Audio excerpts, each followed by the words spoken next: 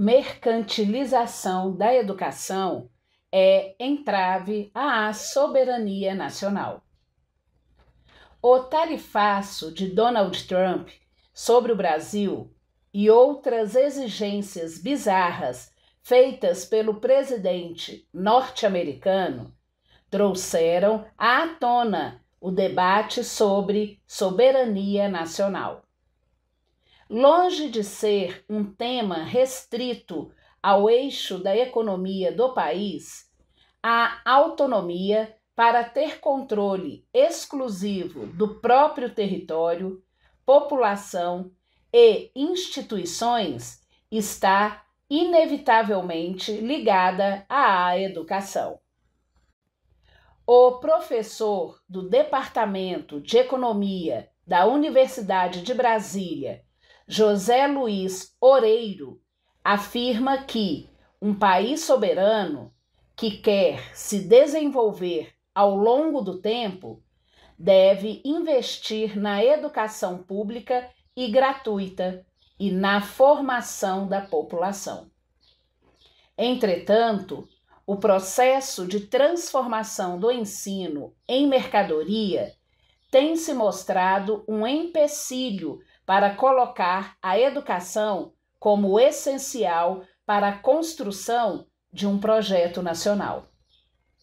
A estratégia, cada vez mais comum no Brasil e no mundo, atende a interesses externos e alinhados ao mercado e traz uma série de prejuízos ao desenvolvimento integral dos estudantes, das estudantes.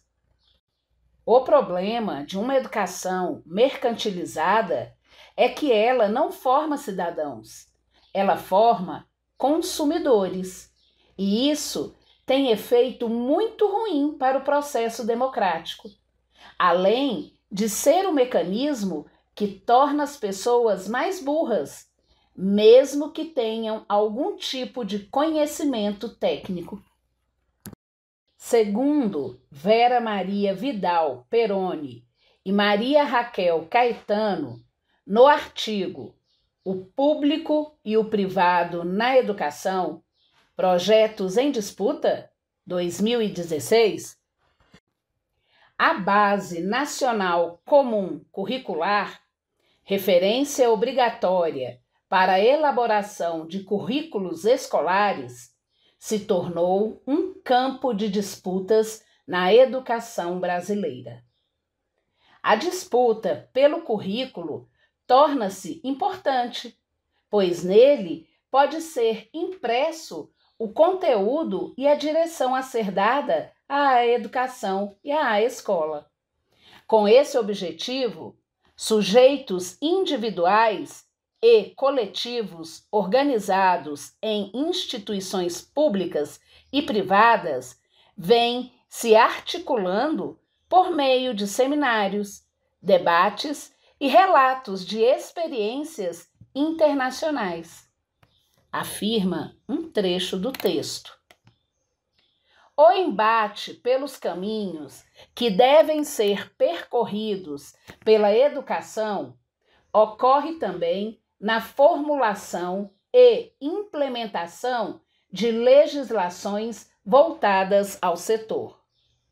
Exemplo disso foi a aprovação antipopular da reforma do ensino médio, Lei 13.415 de 2017, que contou com influência de agentes privados e submeteu a formação de jovens a uma lógica exclusivamente tecnicista.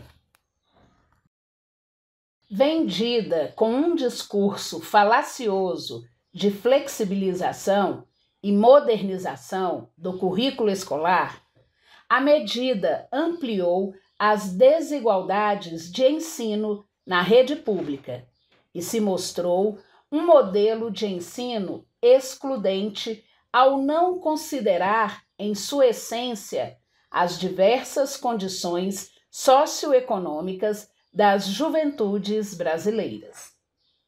A reforma do ensino médio ao priorizar itinerários formativos fragmentados e flexibilizados, distancia os jovens de uma formação crítica e integral. Em vez de ampliar oportunidades, ela reforça desigualdades, subordinando o aprendizado às demandas do mercado e deixando de lado a função social da escola: formar cidadãos conscientes e capazes de atuar de forma autônoma na sociedade, afirma a diretora do Simpro, Márcia Gilda. Novos rumos. Para a diretora do Simpro e da Confederação Nacional dos Trabalhadores em Educação, Berenice Dark, apesar dos avanços nas ações e diretrizes que regem o ensino no Brasil, são necessárias reformulações nas políticas públicas educacionais. Isso possibilitará que a educação exerça papel estratégico para a formação de uma consciência coletiva em que o país e a soberania nacional estejam acima de qualquer interesse. A nossa Base Nacional Curricular Comum, o nosso Plano Nacional de Educação e outras normativas não têm condições de dar apontamentos para uma educação que possa transformar essa realidade e trazer esse sentimento patriótico, no sentido de defesa do nosso país, e não no sentido de valorizar pessoas. A sindicalista explica que, para alcançar esse ideal, a educação precisa transcender os saberes formais e, por meio de um ensino interdisciplinar, abordar temas como a importância de um Estado democrático e soberano, a pluralidade de povos, as diversidades culturais, a história daqueles e daquelas que construíram o país, assuntos que fortaleçam a identidade nacional e o compromisso social.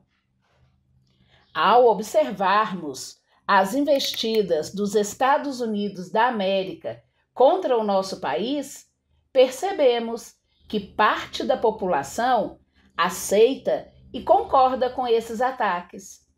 Por isso, é fundamental superarmos essa postura, para que no futuro nenhum cidadão considere aceitável que um presidente de qualquer país interfira no nosso Estado ou influencie a nossa forma de atuação política, afirmou a diretora do Simpro e da CNTE, Berenice Dark. Valorização profissional.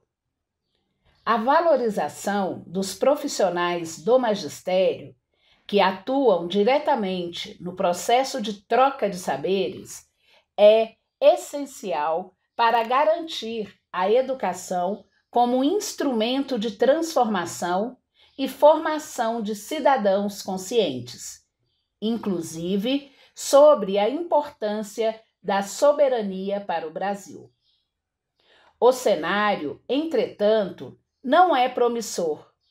No Distrito Federal, por exemplo, o Plano Distrital de Educação é desconsiderado ao ser imposto à carreira do magistério público a menor remuneração das carreiras do governo do Distrito Federal de mesma escolaridade.